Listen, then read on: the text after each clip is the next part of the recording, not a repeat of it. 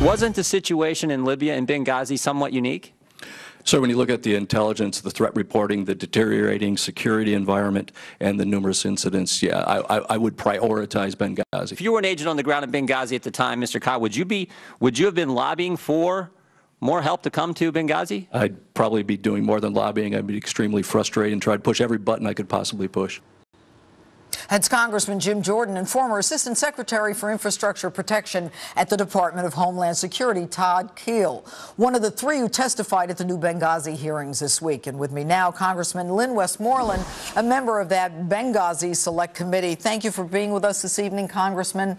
You know, as I sat there, I couldn't help but notice the stunning similarities between the reports of previous accountability review boards and the Benghazi Accountability Review Board. Why are we making the same mistakes over and over again? Well, I think, Judge, the reason is it's pretty a bureaucratic department. The State Department, we really haven't been able to hold anybody accountable. But the reality of it is, if you look at the manual and if you look at these reports, the Secretary of State is responsible, personally is responsible for the safety of our diplomats and the people serving in our embassies, and that's pretty clear in the manual.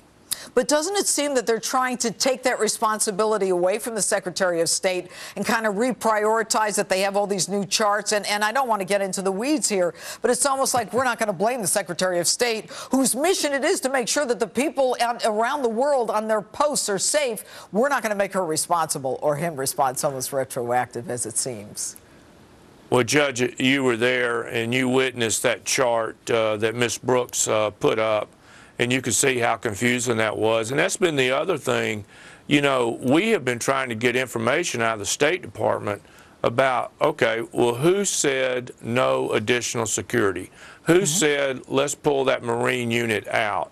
And, you know, we have been unable to get those emails and text, cables, or whatever to find out really and truly who made that decision. Now, they have put some people on leave or demoted or put them in the penalty box, but we really don't know that those were the people that were actually at fault. Do you think we'll ever know who made the decision after they were asking for increased security to actually reduce the security? Do you think we'll ever get the answer to that? You know, I hope we will.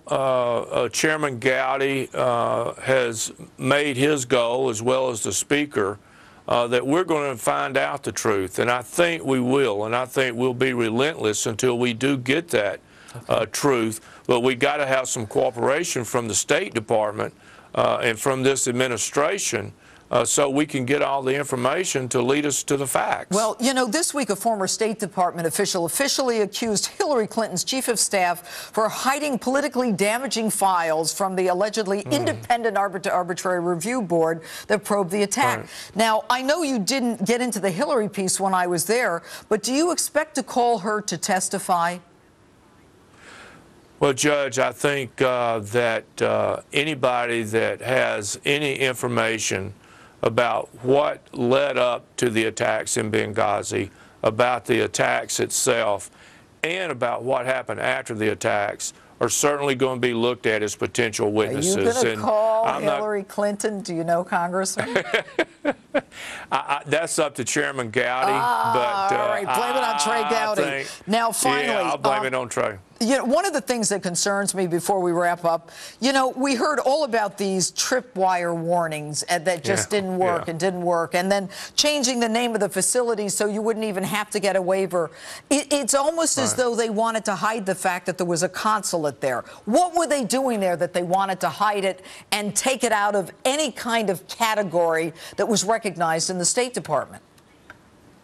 Well, you know, that's just the semantics that this White House plays. I mean, you know, the Clintons played it, you know, what is.